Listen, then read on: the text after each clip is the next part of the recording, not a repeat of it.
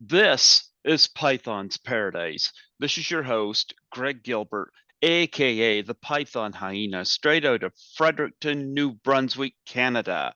And folks, here we are, December the 7th, 2022, getting up to the end of that year. Everybody's getting their Christmas shopping in. But I got a nice gift on the show with me tonight. Folks, I give you the very lovely, the very beautiful Devin DeVasquez. Did I get that right? You got that right, Oh, Greg. perfect. DeVasquez. Some people like to say DeVasquez, DeVasquez. There you go. There you go. And you did some moving recently, so you're now in Arizona. Yes, we're newly moved here in the last 2 months. So it's been a lot of unpacking. I've been moving boxes and unpacking boxes and trying to get settled in our new digs here in Scottsdale. There you go. There you go. So, and I know you were in California. Before that, were you, correct me if I'm wrong, were you in Europe? I've been in Europe for the last year. We were working on a movie, my husband and I, because Hmm. that's what I do now. I produce and we did a romantic comedy movie um, in 2020, right after the lockdown, because we were locked down in Europe, and we split our time between now Arizona and Italy, Oh, because we just don't want to fly so much. So we spend part of the year in Italy and part of the year in Arizona. oh, there you go. That works. Yep.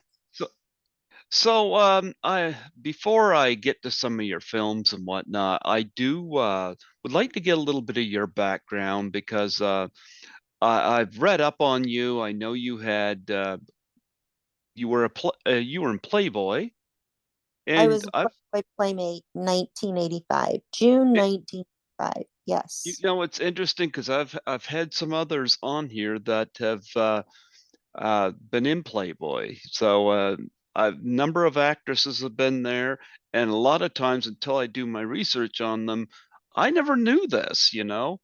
Mm-hmm. After all, Well, Playgirl is not knocking down my door.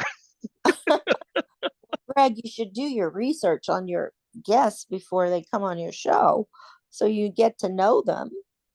Actually, I read up on you before this, long before this. You there? I'm here. Yep. No, I read up. I knew about the Playboy thing long before this. I just brought up the IMDb before the interview so I could make tabs on what films I was going to ask about. But yeah, I knew about. I didn't know prior, like when I scheduled the interview with you, for example. Um, I had knew about the Playboy thing because I researched you prior to that. So this is not new information for me now, but it was uh I knew it before I reached out to you, so we're good on that. Mhm. Yep. So I did my research on you, but I one question I always ask because of is anybody that's ever been part of Playboy, what was it like working with Hugh Hefner? Well, are we talking about Playboy or are we talking about movies? What's your podcast all about? You want because We're going to talk about movies. I was just because getting a little bit of your Playboy is a background. whole different topic. And Ah, I mean, okay. my life is an open book. You can read my memoir that I wrote all about my life with Playboy. Everything you can possibly want to know is in my book. I personally don't like rehashing 30 years ago because I can't remember that far back anymore. Specifics, if you ask me specifics, I can tell you specifics, but I like talking about current things more than so much of the past. Well, we It's are going to talk about current things, but you do have a couple of film anniversaries this year. House 2, The Second Story, and Can't Buy Me Love. You know, I would have been 15 years old when those movies came out, and here I am now 50. Well, I'm 59, so I was 23 when I did Can't Buy Me Love. So that's about right because it's 30, you said 35 years, right? Yeah. So, I See mean, how it's like, time goes, where's the time gone? the time is gone. That's why it's like time is moving so fast. I don't want to dwell so much in the past because the past is in the past and the future is now. And there's so much to talk about now. Okay. Well, But I had wait, do you have questions about that time period? I honestly didn't know that both House 2 and Can't Buy Me Love had an anniversary on the same year. I thought I did, from what I recall, I did House 2 in 1986 and I did Can't Buy Me Love in 1987. Oh, you might have filmed House 2 in 1986, but it came out in 1987. Oh, okay. See, I did not know that. I thought Yeah. I thought it came out in 1986 because see, this is what I mean by the past, trying to Mm-hmm. recall. I recall, and you're trying to recall 35 years ago. I recall going on Johnny Carson after I did House 2. And that was in like late 86, like August of 86. So I thought it had come out in 86. That's the reason. But I remember shooting Can't Buy Me Love in Tucson in January of 87 because it snowed and I was surprised to see snow in Arizona, but I guess it does snow here.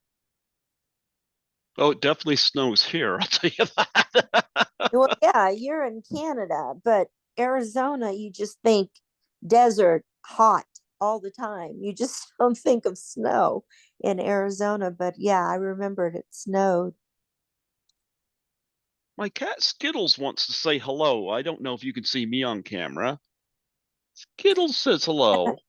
He's very Yeah, she or he. it's a he. Yeah, Skittles. yep, Skittles. What a nice name, Skittles. Hi, Yeah, he's my buddy. Do you have any pets? I do. I have Prince, and Prince is 2 pounds, and he's gone to 15 countries in the last 6 years. So he's a little world traveler. There you go. Yeah, Skittles comes over here and everybody loves it when I stick him on camera. When How he's old is he? he's about 15. He's a rescue. His name was Skittles when I got him. So is Prince. Prince is a rescue. Guess what his name was? And I had to change it. His, What? his name was Spencer. And he was 2 years old. And I picked him up and I looked at him and I went, "You're not Spencer, you're Prince." Because he reminded me of Prince, the rock star. Prince was my friend. And uh, I, I just, it was right around the time Prince passed away, too. Yeah. And, and I rescued little Prince because his owners died in a car crash. And my girlfriend had a shelter rescue center, and she told me all about him, his story. And I kept telling her, "Kim, I can't have a dog. I travel too much." And my husband said he'd divorce me if I ever came home with a little tiny purse dog because He just didn't like little dogs, right? Mm-hmm. And I have this for sure, the smallest dog. And he's the coolest little guy. He reminds me of his namesake and he lives up to it. He's the cutest and the smartest and the funniest little guy. And now he's best friends with my husband. He sleeps with him, hangs out with him, plays music with him. Oh yeah. Well, my kitty likes to climb up on me while I'm asleep. He doesn't realize that his uptime and my uptime are two different things. But your cats can live to be like 20 years old, Oh right? They yeah. I and I hope I have Prince another at least another 5 years because he's already uh 8.5. He'll be 9 and in the summer. So, but he's a special little guy. Yeah, animals are very, very special, especially if you only have one and you dote hmm all your attention to them. Yeah. Sounds like Skittles is your only one, right? Yeah, well, he lived with my parents, and my parents took terminally ill in the last short while. We just lost dad back in April after an 8-year battle with ALS, and Wow. um, they had an Australian Shepherd, which they kept. They were close to. I was still at the time living in the house I grew up in. It was we're getting my younger brother was getting it ready for selling, and so my father had Skittles stay with me because I'm more a cat person. So Skittles is still with me, and I've right never now I'm had a cat, so I don't know. I've always had a dog. yeah. Well, there I you don't go. I There don't you know how go. cats are. But Yeah, yeah, but no, yeah, animals are fun. You mentioned Prince. I know you had a friendship with him. What do you have a favorite song by Prince? you know, I really was privileged to be around him for 3 years because Mm-hmm. his managers were my managers after I won Star Search, and uh, they were responsible for House 2 and Can't Buy Me Love for both those films. Um, and they were managing my career because of Prince.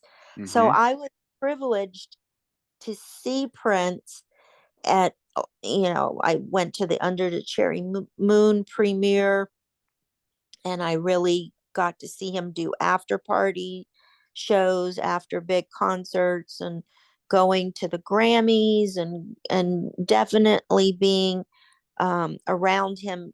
I think during probably his most energetic time of his career, during Mm-hmm. Purple Rain and Sign of the Times, and he put out a lot of really really great music.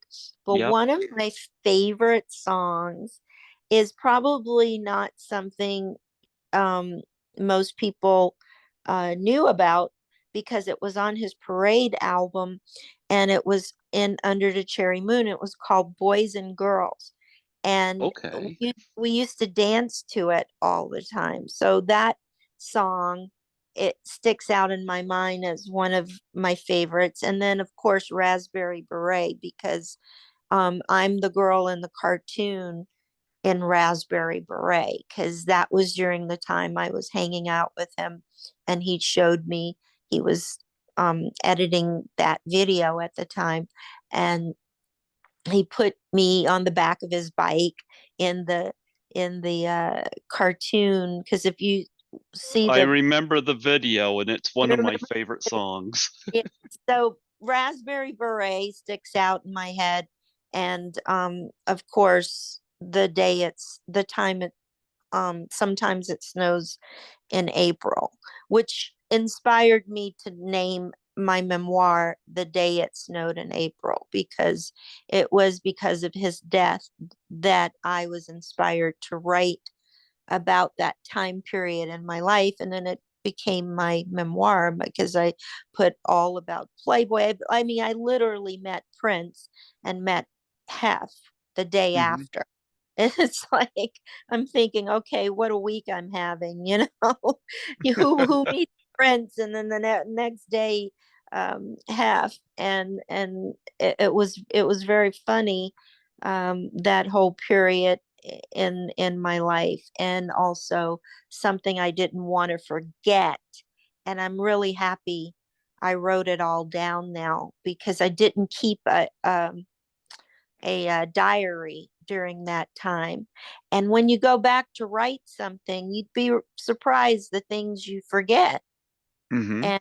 And so when I was writing that book, lots of things uh, came to the surface, lots of emotions and memories from that time period.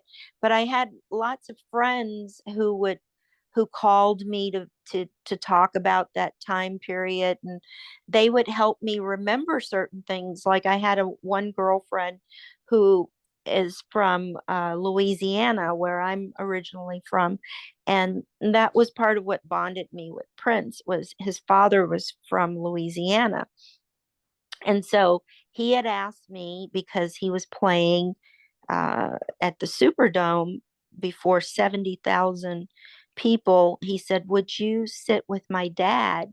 Because it's my biggest concert. My dad's coming, and um, would you sit with him?" And I said, "At the concert?" I said, "Sure." So after the concert, there was an after party, and he said, "If you want to invite anyone from your hometown to come to the show, you can." So I invited this one friend of mine. Her name was Laura, and it was her birthday. So she asked if she could bring someone with her, because she had to drive from Baton Rouge to New Orleans for the Hmm. show. And so he said yes. So I asked Prince. He said, "Yeah, she can bring." So when Prince passed away and I was talking to Laura, she said, "Don't you remember?" I said, "Can you tell me what you remember about the after party?" And she said, "Don't you remember he came into the room, and Sheila E. was playing around the piano. There were people everywhere, and he came and plopped down on the floor on his belly, and he was watching his show on the TV screen while everybody else was, partying and stuff." And I said, "Yeah, okay, yeah, I remember that now." And she goes, "And we had these really plush robes in our room, and they cost like $90." And she said, "I remember saying, I really wish I had this robe. I love this robe. It's so soft." And you asked him if I could have the robe because it was my birthday. And he said yes. And I said, "I totally forgot about that." It's like little things that you just don't even remember until somebody else brings it up. And that stuck out in her mind about that time period. And just little things that bring up other little things. And then you start writing, and more memories come along. So my book is very, very much a journey through my life and career, because I talk about Can't Buy Me Love and Star Search and Playboy and Prince, and up to the present, to my life today. So that's why I said to you, my life's an open book. when you when you ask me about Playboy and go, "Oh, so what's it like?" Yeah, it's all in the book. Okay. All right. Yeah, if you look at my apartment, I'm still packed here. I've been here 2 years and still not totally unpacked. So I'm transitioning into town here, but nonetheless, I haven't got too many books in here right now that are out in the open, but I'm going to have to get a hold of that. But it's funny, Prince did a song called 1999, and I thought of that song during that year because because I remember 1999 well. Everybody was panicking over you know, turn into 2000 and whatnot. Mm-hmm. Yeah. Um, what was did Prince have any reactions to this and that song for the actual year whenever the year was happening, or it was just something he just did just for the time? Well, that song was written before I knew him, so I never discussed Okay. the origins of that song, uh, or any of that with him. But there is a book about all of the music he's written, and from that time period, 1985 to 86, and before that, because Prince was such an amazing artist, musician, and wrote a lot of hit songs for a lot of people that most people don't know about. He Hmm. wrote a hit song for um, uh, Sheena Easton, Sugar Walls, Hmm. that was written by Prince. The Bangles, Manic Monday was Love the written Bangles. by, of course, Shaka Khan, I Feel for You, um, uh, and Sinead O'Connor, Nothing Compares to You. There are many artists that he wrote songs for. So, and he wrote, one of the funniest things he ever said to me, this is in my book, that I recall, was because it was because of Playboy, which is another story. Uh, it was because of Playboy that I met Prince. And that's what I began the book about, because it was quite a story. And I won't give it away because it's too involved. It's But okay. he said to me, he was playing the piano for me, before dinner, before after his show. I would He would play the piano and talk, and we would talk. And he said, I said, why do you write such sexual songs? Like, because during the concert he's singing "Do Me, Baby," right to me, and you got to go, when if you've not seen him do that, as a girl, you just go, whoa, that's a very sexual song. So I said, why do you write such sexual songs? And he says, I write about life, and sex is a part of life. Why do you pose nude? It made me laugh. And that just like bonded us, because he had such a sense of humor. And I Hmm. was just like, okay, you got me there. So I never asked him about previous songs that he Hmm. had written. um I was around, when he was beginning Around the World in a Day, and I was listening to the newer songs, and he was always writing and recording new music. So he was definitely someone that did not live in the past. So if you asked him a question about old stuff, he'd be like, "You're only as good as the last thing you've done. I'm on to the new stuff." So that's why when you asked me, "What's it like about I've already written about that. It's been there, done that. Let's talk about new stuff." You know. Okay. Yeah. No, you do have some new stuff coming up, but yeah, House 2, Can't Buy Me Love, celebrating anniversaries and enjoying a cult status. I saw House 2 way before Can't Buy Me Love because you got sacrificed not once but twice in that movie, you know? So Maybe but three. And what's I'll tell you something funny about that movie. Remember when they were rescuing me and I'm tied down to in that skull that they kept um Yep. grabbing? But remember the skull? The Yep, I skull. do. Okay, the skull fell on my head Oh. during the filming of that scene, and I had a big knot on my head. I had a concussion, I had to go to the emergency room. And so, because it was heavy, it was really heavy and it was right above my head.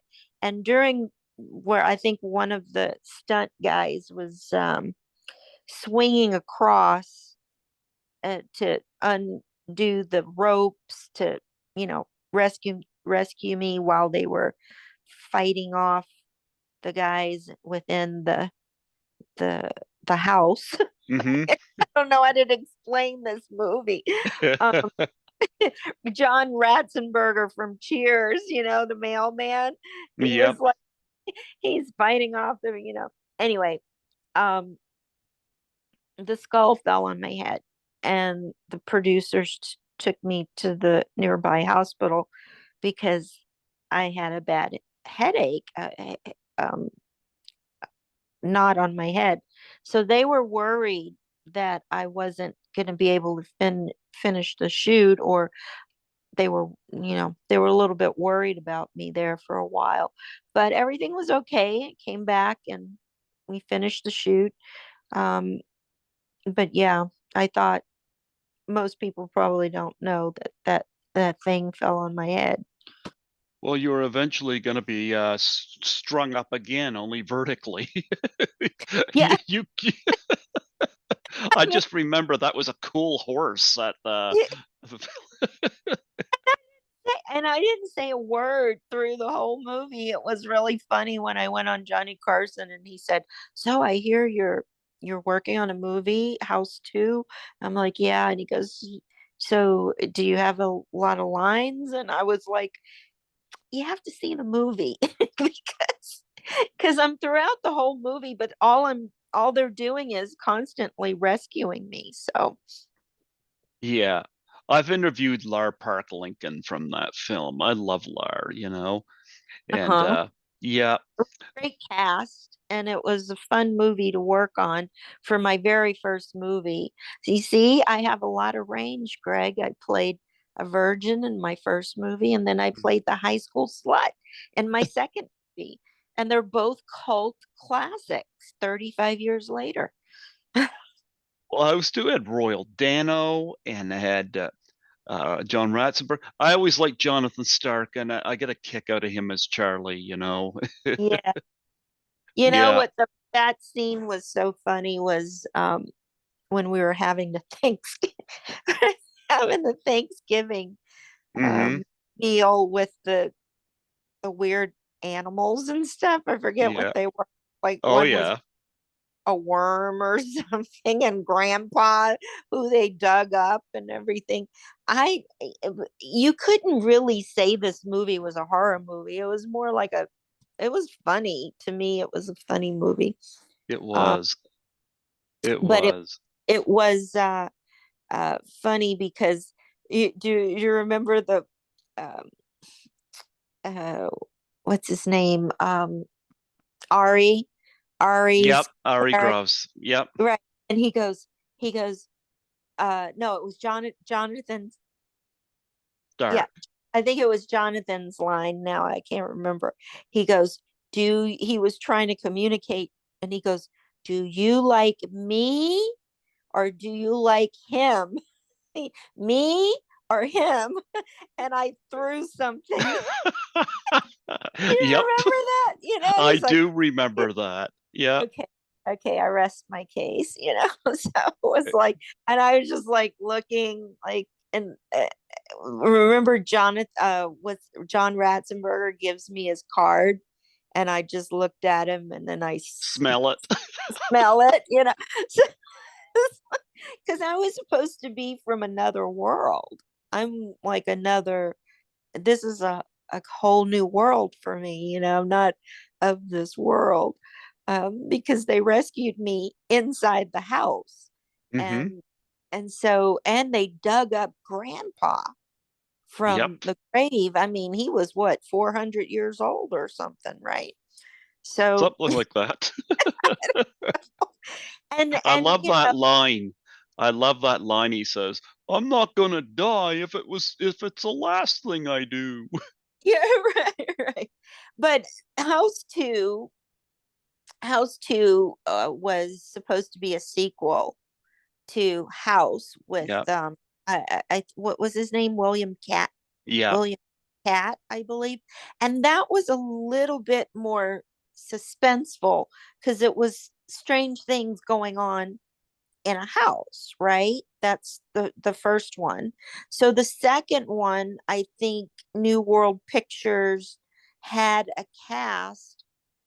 They put together this great cast. They even had a comic book with the Virgin and the whole. I remember because I somebody gave me a comic book around that time. So I think they wanted this movie to be bigger than it was. And it didn't turn out that way because it was more comedy. It was still about a house, but it wasn't really suspenseful. It was more comedic, I think. Yet it was in a horror film category. Yeah. No, and of course, Chris Wales was on for directing, and Sean Cunningham come back as producer, and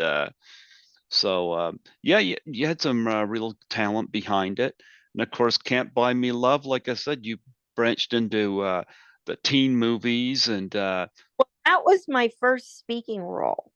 yep. Really, even though it wasn't my first movie, it was my first speaking role. And Steve Rash, who had just directed the Buddy Holly story, Mm-hmm. directed Can't Buy Me Love. And I was supposed to be one of the cools. I was in the cool clique, but I was not the cheerleader. I was Iris the Virus, the girl who gave more rides than Greyhound. So it was completely opposite from the Virgin. And I really had to um, act on camera. And I remember Steve Rash saying, it's like putting sugar on ice cream, Devin. Don't act sexy. Just be you because it's too much. So Mm-hmm. it that was the only direction that I remember him giving me. And of course, who could forget the African anteater uh, ritual dance that Patrick was doing at the dance that we all started doing, remember? Do you still do that to this day? Oh yeah, yeah, the African eater ritual. But no, we just knew that movie was going to be a hit because um, it was originally called Boy Rents Girl because he paid her to pretend to date him so he could be cool, and he bailed her out of that situation with her mom spilling wine on her mom's jacket. And then you saw the dynamics that happened with his character once he became cool. And we shot it. We kind of knew we had something when we were shooting. And then Disney bought the rights to the song "Can't Buy Me Love" by the Beatles, Mm-hmm. changed the name, and brought us back to do some pickup shots. And it was a summer hit and made 35 million at the box office that summer. And I did not know that it was going to be that big of a hit that summer. And I remembered when I shot, because we shot it in Tucson at Tucson High for a month. I remembered when we shot it, I came back to LA and my manager said, "Hey, do you want to go see your friend? He's he's on the set of his new music video." And we went to see Prince, and he was shooting Kiss. And he was shooting Kiss, and the first thing he said to me was, "Congratulations on your movie," because that was a big deal that I had gotten uh, that movie, and it became such a um, It was Such a a big deal. hit. Yep. Yeah, yeah, it was a big deal for my first, I look at it as my first real speaking role. It was your first real speaking role. You And it didn't was, say, yeah. but we were talking about The Virgin and House 2, and it was a cool movie too. But who would have Yep. thought? Who would have thought, Greg, 35 years later, both of them would be cult classic, Absolutely. right? Well, I know you were on Tommy Kovac's podcast, and he talks about Can't Buy Me Love quite a lot, Yeah, so yeah, yeah. he really likes it. When you told me your age, I can't tell you because you're just a little bit younger than me. I can't tell you how many um, guys, especially, have throughout the years said to me that that's their favorite movie. Hmm. I love It's the teen comedy genre myself, so yeah. like, did you like Fast Times at Ridgemont High? It's one of my favorites. Actually, I just did an interview from that movie earlier. Was it this month or maybe it was the end of last month? But had David Brandt on Uh, from that movie. But I've had Kelly Maroney was on, and so was uh, Sonny Carl Davis, who was the enraged customer. uh-huh. Yep, and I've had Amanda Wisp on as well. So I love Are Fast there Times. are there any really good teen movies out recently in the last 10 years? Well, this is not a teen movie, it's more a college movie, but my favorite movie in the last 10 years is Everybody Wants Some. Oh, I don't know that one. Well, it's what they call the spiritual sequel to Dazed and Confused. Oh, okay. Yep, because Richard Linklater, when he did Dazed and Confused, it's set on that last day of or day of school, uh, junior high before summer vacation, but set Uh-huh. in 1976. Well, Everybody Wants Some deals with totally different characters, but it's set in 1980 and it's set on that last 3 or 4 days before college. And Mm. it's got wonderful characters and it's got a beautiful soundtrack that just took me back, starting with My Sharona and ending with Good Times Roll by the Cars. And Oh, okay. yeah, I loved Everybody Wants Some. Check that movie out. It's a college age movie, but it's really good. It's gonna Did you uh like did you like Clueless? I love Clueless. Clueless, yeah. Amy Heckerling, speaking of Fast Times at Ridgemont High, yep. Mhm. Yeah. It's But something about teen movies or the coming yeah. of age movies, I guess you can say.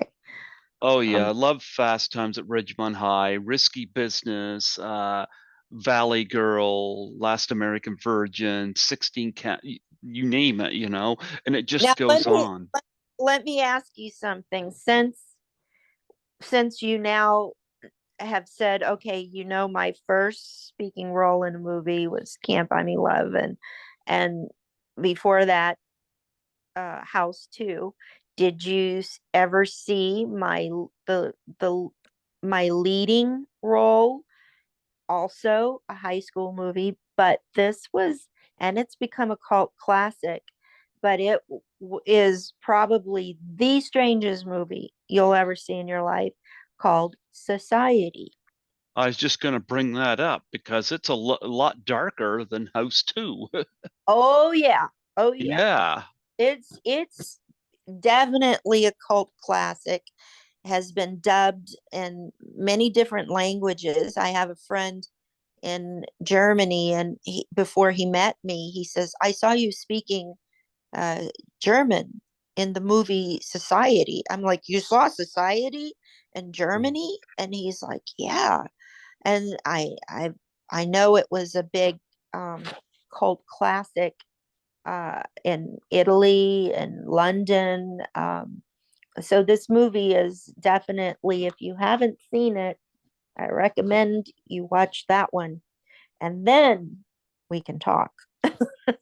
If you Well, because because that one blows the other two away, and it was very successful too. For it's a, mm-hmm, much ahead of its time because Brian Yuzna, who did Reanimator, mm-hmm.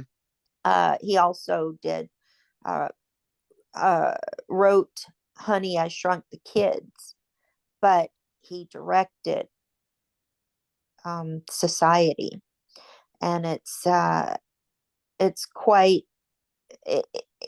obviously you haven't seen it because you don't have any questions for me about Well, I that one. haven't led up to it. I mean, obviously, it's about a kid that finds out that his parents are involved in a cult, and um, It's more than that. yeah, It's I more, know, but it's kind of like, what a nightmare to find out that the people that you thought you always knew, you didn't know them. yeah. Well, it's kind of like his worst nightmare is coming true because you just don't know. It's sort of suspenseful in the sense that his character, Billy Warlock's character, is seeing a psychiatrist, Mm-hmm. and you don't know if the things he's seeing are really in in his imagination or if he's really seeing them until the end of the movie. That's all I can say if you haven't seen it because I don't want to give it away. But it was pretty unique for its time, and I think its anniversary is It's coming in 2 years, yeah, 1989. right. So that came after um how Can't Buy Me Love, how Society, and that was my first um lead role. Well, here was what I was going to ask you about that. What was it like transitioning from a supporting role to a lead? Did you feel any pressure about that? Yes, yes, big time because Brian Yuzna actually hired another actress for that role, for the role of Clarissa, because he was afraid I didn't have enough experience coming from Can't Buy Me Love, and this was a lead role. So they hired this other actress, and the first day on the set, the producer and the director realized she just wasn't right. So Mm-hmm.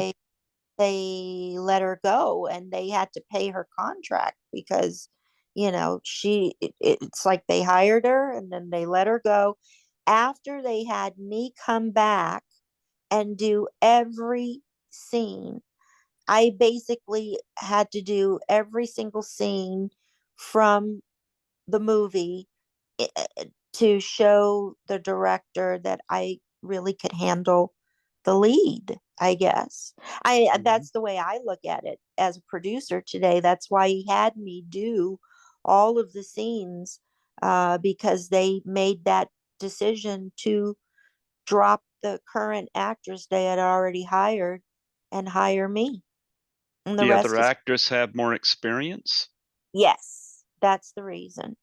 That was the only reason. And I almost got another role later in my life, two really huge roles that I almost got. One because I'm from Louisiana and I'm Cajun, and they Mm-hmm. were looking for a Cajun girl. And both of these roles were opposite Richard Gere. The first role was Pretty Woman. It was originally called 3,000 because he paid her 3,000 to be with him for the week, Okay. and it was supposed to be more of a darker type of movie, and the casting director called me in because just because of my look at the time out of the players directory, and it's the only time in my career I was called in from my photo. And she explained to me that this was going to be a very big movie and very heavy role. And I actually met Richard Gere and did a scene with him. And I then they went into another direction. They made it more of a comedy. I had Gary Marshall make it more lighthearted, and they got the song Pretty Woman and Hmm. hired Julia Roberts because she had just come off of the movie Steel Magnolias, and the industry was buzzing about that movie. So they hired um, Julia Roberts instead of going in the direction they originally wanted to go in. Um, Okay. then later in life, probably a couple of years later, I was reading for this role of that Kim Basinger got opposite Richard Gere, called No Mercy. And she was handcuffed to him throughout 90% of the movie. It was all about a Cajun girl who was uh, married to a crime mafiosa type of guy. But it was kind of a heavy duty role again because you were handcuffed to somebody um, 90% of the movie.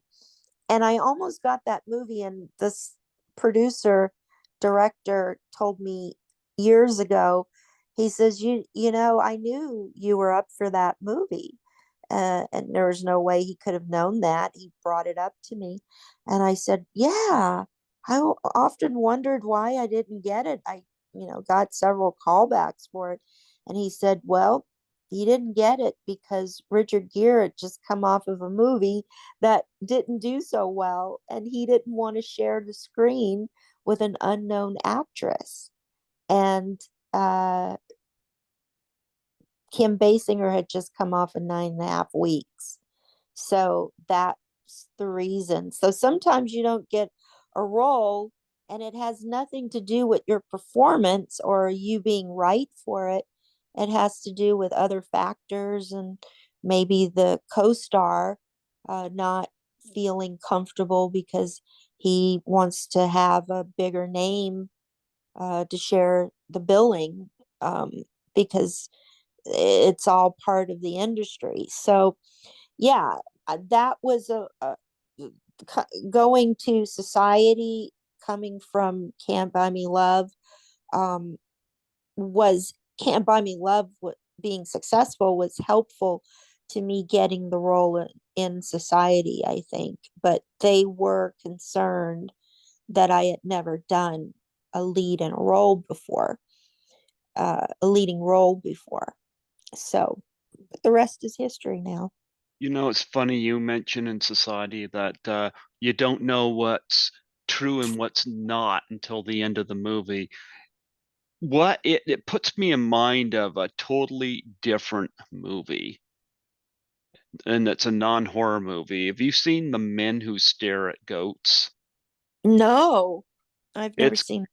okay. It's got Jeff Bridges, Ewan McGregor, George Clooney, and Kevin Spacey in it. And in this movie, it's actually a war comedy, but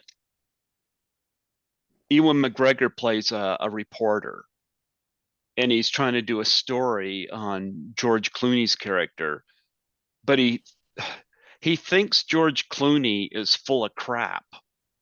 The problem is George Clooney's character believes so much in what he's saying.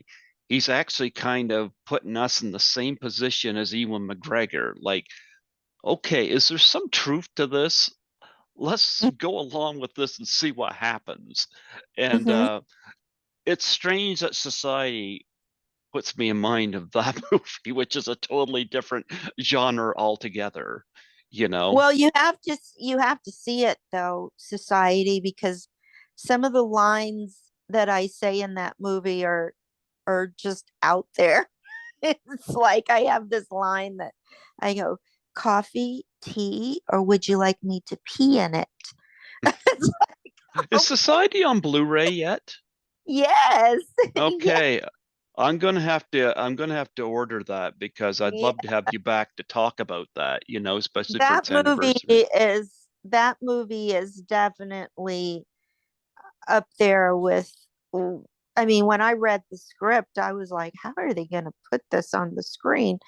And it really deals with a lot of what we're dealing with in a world today in real life. It's kind of like things are not the way they seem, and you don't know what's real and what's not anymore. Yep. You know, it's kind of like, basically it kind of had the message that the rich sucked off the poor, literally, if I Mm-hmm. can say it that way. That's like you couldn't just be part of society.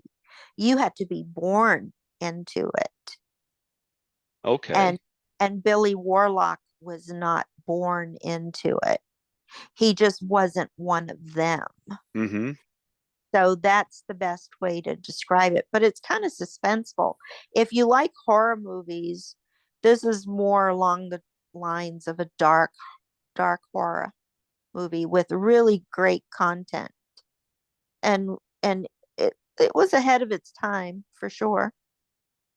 You were also in my favorite sitcom ever, Married with Children. Yeah, well, I was the first one woman to take my bra off on primetime television, and actually that saved the show from getting canceled because they were going to cancel Married with Children. This Michigan housewife thought the show was distasteful, and my taking my bra off on primetime television in 1989 and the first season of the show, um, it caused such a controversy that it was on Entertainment Tonight and Tom Brokaw, and they kept talking about it. And the controversy drew attention to it, and Ed O'Neill and the cast were like, you helped save the show." Let me tell you what I don't get. There's a lot of sitcoms out there that I can't relate to. Like Uh, I can't relate to Full House because, uh-huh. like I grew up with a mother and father, and I certainly didn't grow up with people in my family that were either a successful musician or a comedian or something like that. Like I can't relate to Full House, but Married with Children, I think another reason it resonates so well is it's relatable. We've seen Yeah, people. Yeah. yeah. That Al Bundy character was a favorite for many people, It and was, yeah. I liked what he did with his character in Modern Family. Though Modern Family Mhm. was very interesting. Did you ever watch Modern Family with Ed I O'Neill? actually just have my Blu-rays, my TV set up to watch my Blu-rays. So I never watched Modern Family, but growing up, I did watch Married with Children Oh, okay. all the time. But I recommend Modern Family because Sofia Vergara is so funny, and it's more along the lines of a Curb Your Enthusiasm. Enthusiasm. Yeah, Um, the way it's shot and everything. But yeah, Married with Children is probably one of the best sitcoms ever, and I it agree. why it lasted for what, 11 years or Yep. 13 years or something like that. But yeah, they all attributed me I me taking my bra off helped save the show. There you go. Well, let's talk about some current stuff, because you get upcoming third floor. It says pre-production, but you probably can't go Uh, into that too much, huh? no. That's a project that a friend of mine has asked me to be a part of as an actress. I haven't been acting in the last 15, 20 years now. I've been producing and writing, and I am going to act with my husband in a Western where I'm going to play. Trailblazers? No, not Trailblazers. Okay. It's we haven't. It's in pre-production right now. It's our own project called Rejected. But there Okay. is a if you go to 1111 films uh .com, 1111 films international on Instagram, you can see the trailer for Rejected. That's our upcoming feature. Okay. Well, what's it like getting back on screen after all that time? Um, I prefer being behind the camera more than in front of the camera, but yeah, I have um many friends and fans who are been wanting me to get back in front of the camera. So it's going to be a fun character to play. Um, her name is Virus, actually. Madam Virus. Kind of perfect for today's times. Yeah, and reeling me back in. It's almost like history's repeating itself in a different way. And Brian Yuzna has been talking about reprising, or many fans have wanted a sequel to Society Hmm. and want Clarissa to be in Society. So who knows? Maybe I'll they'll do a well, there was talk about a Can't Buy Me Love reunion for many years, which I think turned into uh what was the name of that movie? Love Don't Cost a Thing. Not familiar with that one. Check it out. Love Don't Cost a Thing. I was told by the writer Michael Swerdlick that they tried to do a sequel to Can't Buy Me Love, and it became Love Don't Cost a Thing. Okay. So, do you ever get to do the conventions? Because I just started I doing, yeah. I don't know about them. I haven't done any autograph shows in many years because I've been overseas Hmm. for the last 5 years more than I've been in America. I've been overseas, so I can't. No, I haven't done any live conventions in years. Well, here's a question I always ask my guest. What's the most unique thing you've ever been asked to sign? Hmm, the most unique thing. Uh, I don't know. I'm trying to think. Um, People usually bring in Playboys or movies or memorabilia. Um, I guess what sticks out in my head is this guy had uh, a very big, um, the size of the Playboy centerfold. You know, he Hmm. had a hard book with all the centerfolds from the beginning to, I think, uh, the year 2000, I Hmm. think. And he had gathered, uh, I forget how many uh, signatures. Um, I think maybe 200 Oh, wow. playmates he had sign or whatever. And so he had me sign that. And his wife was with him. And he says something like, "You're 250 46 or whatever he said. I don't remember the number. And I was laughing. I go, I've never seen this before. He says, oh, yeah, I've gotten this, goes everywhere with me. And I even have it in my will. It's going to die with me. I'm going to, his wife was laughing. She goes, it is. He's got it where I have to put this book in his coffin when he dies. So he was on a mission to try to get as many signatures as he could from that centerfold book. But that's the most unique thing that I can think of. Oh, wow. Probably because I knew where it was going to ultimately end up. So I don't know. Yeah. Well, you know what? Before I close off here, I was wondering, do you have you talked about upcoming projects, but do you have any charities that you're involved with that you want to plug and promote on here?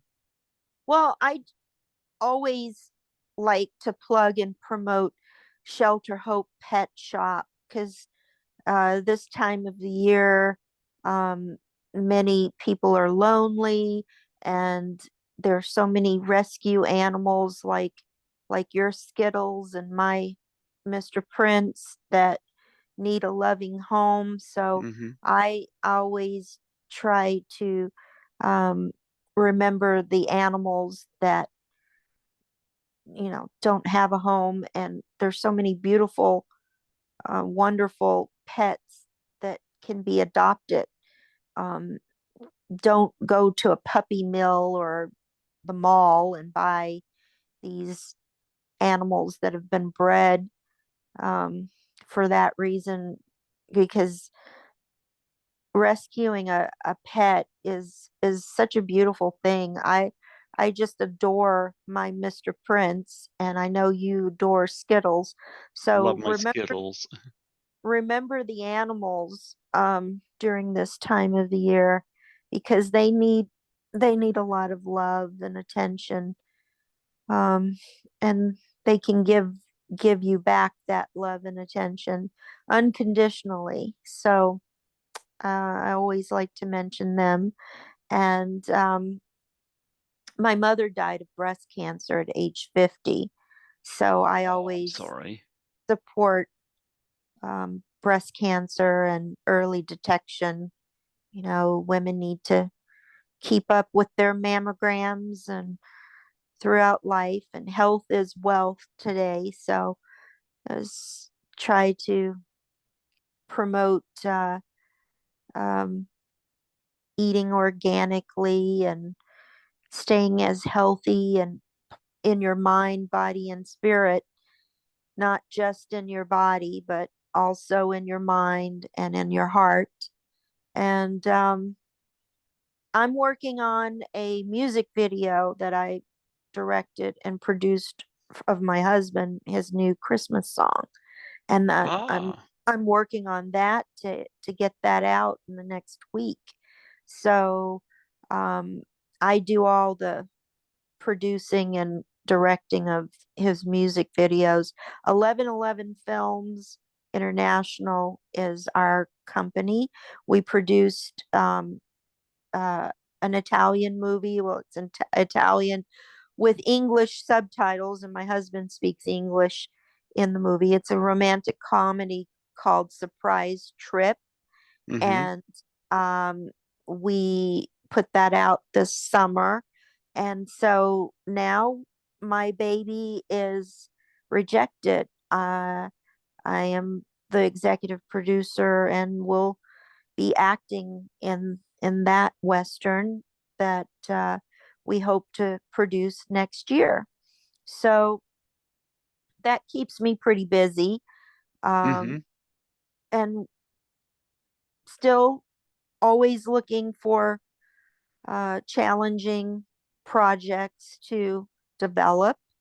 I'm working on the Julie Strain story. Julie Strain was Oh, we just lost her. Yeah. a bigger than life person, persona, and friend. And I know a lot of fans and friends don't feel like they've had closure because of her death. And I'm working with her sister and her best friend to try to put a tribute to her together through interviews and pictures and video of that time in our lives, because Julie was a big friend of mine, and she was also a photographer. So she took a lot of photos of me, as well as many other girls like Dita Von Teese and Barbara Moore and lots of other playmates and celebrities. And I think this is my way of helping put some closure to her passing, which was very tragic. She died of early dementia, and she was only 58 years old. And that's Oh, because she fell off of a horse when she was in her early 20s and had amnesia and had to relearn her ABCs. And I think that fall um, was the reason why she developed early dementia. So, but there was a lot of twists and turns and things too that happened in her life. Betty Page was also a big friend of mine, and I mhm.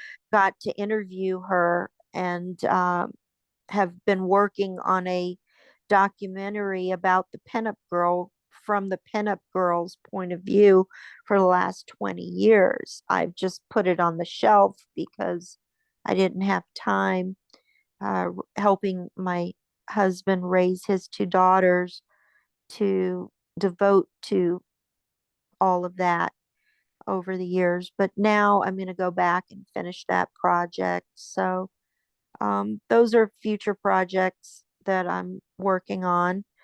Um, but other than that, I'm getting settled in to the Arizona lifestyle and wishing everybody a great Christmas. I hadn't mentioned on here yet either. Citizen Toxic, Toxic Avenger 4. You're my third interview from that movie because Mark Torgo and Bill Whedon have both been on here from that. You know, honestly, that was a movie that Julie Strain took me on, Hmm. and didn't even remember doing that movie. It was something, was that like a horror movie or what was it? I I don't think even, something like a horror action comedy, was the fourth was film in the Julie in it? Toxic Avenger. Yeah. Julie was in it, right? Wasn't Julie in it? Let me look here because I'll be frank, I've seen the first film, but I haven't seen this one. Well, I haven't seen it either. That's what I'm trying to tell. But I saw it on here and I'm like, Bill Whedon was on the show this year, and I've had Mark Torgo on in the past, and But I don't even remember doing this movie. That's what I'm saying. I remember I remember Julie Strain taking me on a set, and I'm wondering if she's in it, it must be that movie, because I don't even remember doing this movie. yeah, it's out there. It's a Lloyd Kaufman movie. It's one of the trauma films. I don't remember doing it. I did a movie also with Julie Corey Feldman directed called Busted, and I did a Okay. movie with Keenan Ivory Wayans called Low Down Dirty Shame, where I Mm-hmm. played the drug dealer's girlfriend, and I was with Eric Estrada in the Andy Sedaris movie Guns, where I played a killer. I don't remember what's it called? Toxic Citizen. Citizen Toxic. You know what? I'll be quite frank with you. They might have that on there for you as a mistake because I'm not even seeing your name down here on that. I don't think that's me. I don't remember. That's why Oh, I saw it on my. Julie Strain is listed in it. Yeah, I just saw her here. Okay, so that was the movie that she because I remember her dragging me to some movie that she was doing a bit part in, and she was like, "Come do this with me." Oh yeah, And you're listed here I as am. a glamorous gymno American. See, okay, so I have never even seen this, Greg. You have to tell me what I did in it because I don't even remember. Well, you know what? When I have you on, because I'm going to see Society. I got to get that on Blu-ray. And Uh-huh. maybe next year, I'll reach out and I'll have you come back. And by then, I'll probably see Citizen Toxic, and Yeah, I'll let you know what you did in it. yeah. Thank you. But I'm sure you've never had anybody say, "Oh, yeah, I don't even remember doing that movie." well, you'd never believe how many times somebody's listed for a movie and it's been a mistake. It's not supposed to be Yeah, on their IMDb or something.